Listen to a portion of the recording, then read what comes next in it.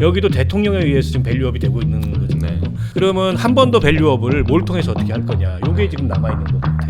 근데 그거 지켜내면 지금 지형이 워낙 유리해서 제가 보기엔 거의 무난히 이길 것 같은데 국민의힘 내부가 지금 워낙 복잡하니까 저게 정리가 안 되면 오 시장 입장에서는 사실 오 시장이 지는 선거 잘 안 하거든요. 5번째 출마를 패전으로 마감하고 싶어 하지 않을 수도 있어요. 그래서 불출마 카드를 쓸 가능성이 아직 이만큼 남아있다. 본인의 리스크 커요. 엄청 불출마하면 사실 정치 끝나는 거나 다름없어요. 국민의힘 내부에서 내부 비판이 진영을 가리지 않고 쏟아질 거예요. 그러니까 그거 감당 못할 수도 있는데 또 본인의 그 약간 그 이상한 소심함 있잖아요. 지난 대선 앞두고도 내려놓는 막판에 그런 게 발동되면 안 할 수도 있죠.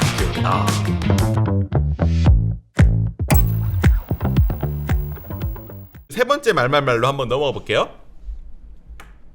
이재명처럼 정원호 전 서울 성동구청장입니다. 정원호 전 서울구청장이 이제 그 출마 선언을 하면서 이제 이걸 동영상으로 했어요. 보통 출마 선언은 자기 사람들 쫙 불러 모아가지고 막 나 이렇게 새가 커 뭐 이제 이런 걸 보여주는 자리인데 통상 이제 정원호 후보 같은 경우는 이제 이재명 대통령이 이제 2022년 대선에 출마할 때 처음 차용한 방식 동영상으로 출마를 선언하는 것 이게 되게 당시에 신선하다는 평이 많았는데 이제 정원호 총장이 똑같은 이제 모델을 답습해서 서울시장 출마 선언 영상을 공개했습니다. 그래서 이재명이라는 이름만 13번을 이제 출마 선언에 12분 정도 되는 분량에서 얘기를 했습니다. 근데 이제 그러면서 이제 뭐 사실 서울시장 후보 같은 경우는 뭐 민주당 입장에서는 빼앗아 오면 뭐 이제 가장 확실한 지선 승리의 지표가 되니까 되게 강력하게 밀고 있는 부분인데 그래서 어쨌든 이재명 대통령 지지율이 60%가 넘는 상황이니 명심 마케팅이 후보들 사이에서 한창 이렇게 있단 말이에요. 그래서 이제 뭐 정원호 구청장 이렇게 이재명 대통령 얘기를 13번 하면서 뭐 이렇게 명심 마케팅을 하니까 뭐 박주민이나 다른 후보들은 또 이렇게 이제 진짜 이재명과 일할 사람은 나다 뭐 이러면서 견제를 하고 뭐 이렇게 흘러가고 있는데 이렇게 서울시장 후보 어쨌든 이 중에 한 명이 어쨌든 오세훈 시장과 경쟁할 가능성이 높은 상황에서 민주당의 정원호 구청장의 이런 이재명 명심 마케팅 그리고 이제 다른 후보들도 이제 명심 마케팅 하는 부분에 대해서 좀 어떻게 보십니까? 그냥 지금 분위기로 봐서는 민주당 서울시장 후보는 사실상 거의 끝난 게 아닌가라는 느낌이 들 정도예요. 정원호로? 네, 정원호 그 말은 안 하지만 뭐 굉장히 일골심으로 밀어주고 있는 거 아닙니까?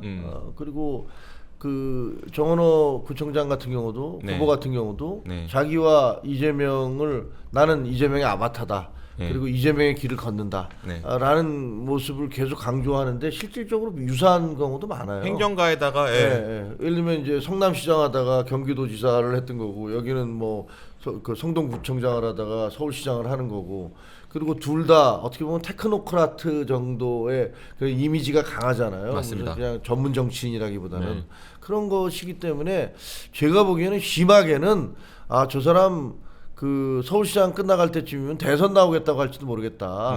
대선 후보로 그 이재명 대통령은 아마 그런 것까지 생각할지도 모르겠다라는 생각까지 들 정도예요. 그렇기 때문에 모르겠습니다. 이제 저분에 대한 그 본격적인 검증은 아직 안 들어갔잖아요.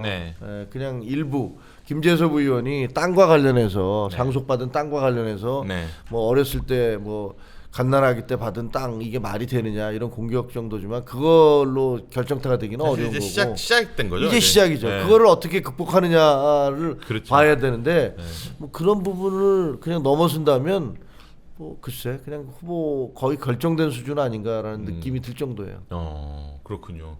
이게 사실 민주당 현역 의원 5명이 있는데 어쨌든 4명이죠. 지금 4명으로 줄었죠. 현역 의원들이 이렇게 우르르 출마를 하고 있는 상황에서 어쨌든 뺏지도 아닌 그것도 구청장 12년 한 사람이 이렇게 일방적인 주목을 받는 건 사실상 대통령이 이제 트위터에서 띄워준 그것 때문이죠. 그렇게 봐야 되겠죠. 근데 이제 그거에 대해서 그거를 어떻게 이제 남은 6월까지 이걸 유지하면서 당선이 될 수 있냐는 사실 이제 본인의 몫에 달린 거 아닙니까? 그렇죠. 근데 이제 지금 대통령 임기 첫 해잖아요. 아직 1년이 안 지났고. 그리고 대통령 지지율이 높아요. 그러면 지방선거는 대통령 얼굴로 보통 치릅니다. 예전에도 다 그랬어요. 그러니까 뭐 특별한 현상은 아니에요. 다만 대통령이 사실상 픽을 해서 저 사람을 띄움으로써 당내 경쟁자들하고는 좀 큰 격차로 부상을 했고 그리고 이제 오세훈 시장을 넘어서 경쟁력을 보이고 있잖아요. 그렇죠. 어떻게 보면 만들어낸 후보입니다. 다만 이제 저걸 유지하느냐, 더 나아가서 자기 비전을 뭘 보여줄 거냐. 그러니까 구청장으로서 3연임하면서 일을 굉장히 잘했다. 성동 주민들의 행정 만족도가 높다.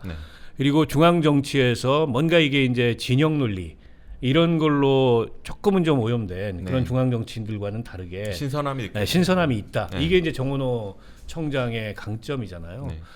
다만 이제 서울시장에 대한 기대치는 그 이상이에요. 그렇지 않습니까? 서울시장은 누가 되든 간에 네. 그냥 차기 주자예요. 그런 면모가 과연 정원호에게 있느냐. 이런 걸 사람들이 찾아보려고 하고 비교하려고 할 거예요. 그러니까 오세훈 시장은 대중적 인지도나 혹은 정치 경력이나 혹은 국민의힘이라는 보수 진영 내에서 위상으로 보면 대선 주자급이라고 봐야 되겠죠. 본인도 실제 그런 지향을 그렇죠. 가지고 있고 때문에 이제 오세훈에 대한 호불호, 다양한 평가가 있을 수 있습니다만 이제 그 정도의 캐파를 가진 인물이라고 봐요. 국민들이 보기에, 서울 시민들이 네, 보기에. 그렇죠. 근데 정원호가 그런 정도의 캐파를 가진 인물이냐에 대해서 대통령이 지목했고 뭐 행정 능력이 있다 그래서 평가는 높지만 네. 결정적으로 본선에 들어가면 그런 기준으로 사람들이 비교를 하게 될 때 네. 어떤 걸 보여주느냐 이게 관건일 거라고 보고 그거는 그냥 무슨 정책이나 비전만으로 설명되는 게 아니에요. 저는 그 이상이어야 된다고 보는데 아직까지는 네. 정원호 청장이 뭐 이제 시작 단계이긴 하지만 이제 그런 면모까지 갖추고 있는 것 같지는 않습니다. 앞으로 좀 지켜볼 일이라고 보고요. 그러나 지형이 워낙 유리해요. 서울시장 선거. 사실 그렇죠. 네. 과거에 그 박원순 그 시장이 보궐선거로 오세훈이 무상급식 때문에 물러나고 네. 사실은 그때는 보수 정당에서 서울시장 선거를 이길 수가 없는 조건이었어요. 네. 아니 멀쩡한 시장직을 그것 때문에 본인 스스로 걷어차고 네.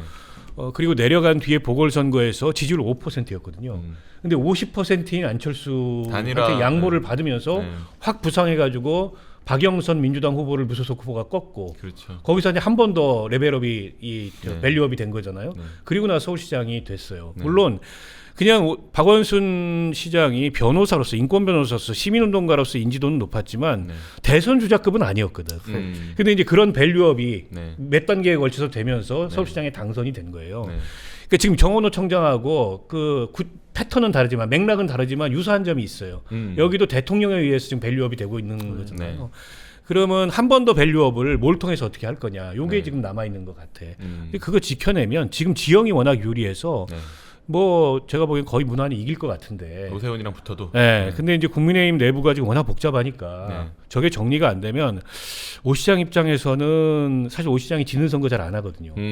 특히 신중한 스타일이죠. 특히 서울시장은 한 번도 진 적이 없어요. 네. 본인이 중간에 그만둬가지고 스타일 바뀐 적은 있는데. 전승이죠. 출마만 하면. 네, 근데 5번째 출마를 패전으로 마감하고 싶어 하지 않을 수도 있어요. 그래서 불출마 카드를 쓸 가능성이 아직은 요만큼 남아있다. 당이 이렇게 안 바뀐다면. 오세훈이? 물론 본인의 리스크 커요. 엄청 클것 불출마하면 같은데? 사실 정치 끝나는 거나 그러니까. 다름없어요. 근데 네. 국민의힘 내부에서 내부 비판이 진영을 가리지 않고 쏟아질 거예요 아마. 음. 왜냐하면 이거는 본인 선거만 포기하는 게 아니고 당의 선거를 포기하는 거랑 비슷하거든. 우산이 그렇죠. 사라지는 우산이 당연히 비 그렇죠. 오는데. 네. 그러니까 그거 감당 못할 수도 있는데 근데 또 본인의 그 약간 그 이상한 소심함이 있잖아요. 지난 대선 앞두고도 내려놓는 막판에 그래서 안 될 것 같다 싶으면 그런 게 발동되면 안 할 수도 있죠.